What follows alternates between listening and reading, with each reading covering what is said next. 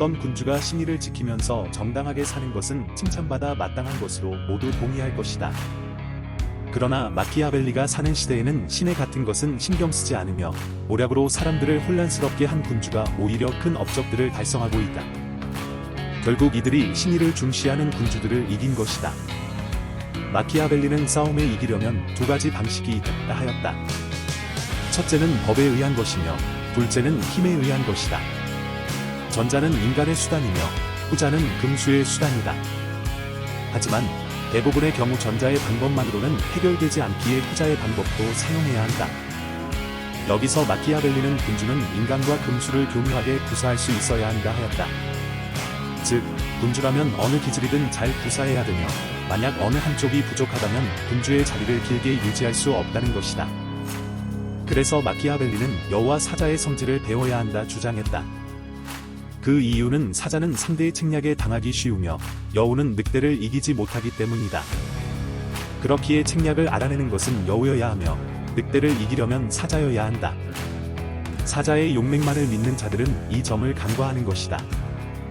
그래서 현명한 군주라면 신의를 지키는 일이 자신에게 불리한 경우나 약속을 했을 당시의 이유가 없어졌다면 신의를 지킬 수도 없고 지켜서도 안 된다고 마키아벨리는 주장했다.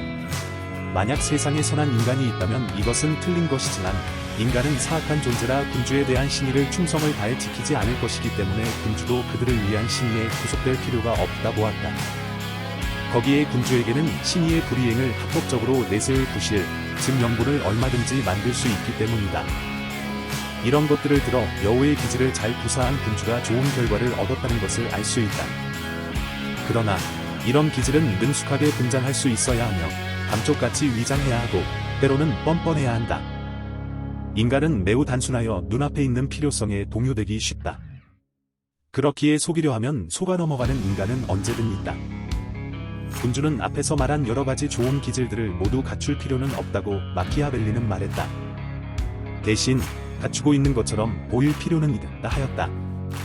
또한 군주라면, 특히 신생 국가의 군주라면 나라를 유지하기 위해 신의 자비, 인간미도 버릴 필요성이 있고 반종교적인 행동도 할 수 있어야 한다 하였다. 즉, 사람들에게 좋은 사람으로 통하려는 생각만 가질 수 없다는 것이다. 결론적으로 군주는 운명의 방향과 상황의 변화에 따라 능숙하게 행동하는 태도를 가져야 한다. 인간은 대체로 손으로 직접 만지는 것보다 눈으로 보는 것만으로 판단하는 경우가 많다. 왜냐하면 눈으로 보는 것은 누구나 할 수 있지만 손으로 만지는 것은 소수의 사람들만 할 수 있기 때문이다. 그래서 모든 사람들이 겉으로만 군주를 바라볼 뿐 실제로 군주를 샅샅이 아는 자는 극소수밖에 없다. 대중은 항상 표면만 바라보며 결과만 두고 평가한다. 특히 세상은 대중만 있고 소수의 사람들이 여기에 파고들 수 없다. 그렇기에 군주는 전쟁에 이기고 나라만 유지한다면 누구에게나 칭송받을 것이다. 지금까지 시청해주셔서 감사합니다.